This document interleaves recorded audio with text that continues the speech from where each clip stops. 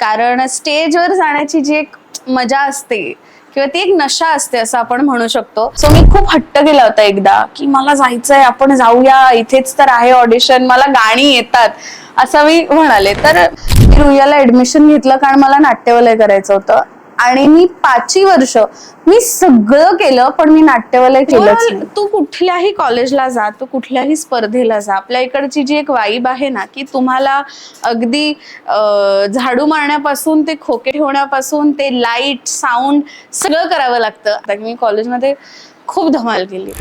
मी graduate होऊन 10 वर्ष झाली तरीही मराठी वाङ्मय मंडळ आपल्या मुंबईच्या कॉलेजेसमध्ये तितक्याच ताकदीने सगळ्या कॉलेजेसमध्ये काम करतंय. आमचं ठरलेलं आहे की कॉलेजच्या गणपतीला मग आम्ही सगळे मित्रमैत्रिणी कुठेही असलो तरी कॉलेजच्या गणपतीला तो एक दिवस काढून आम्ही सगळे येतो.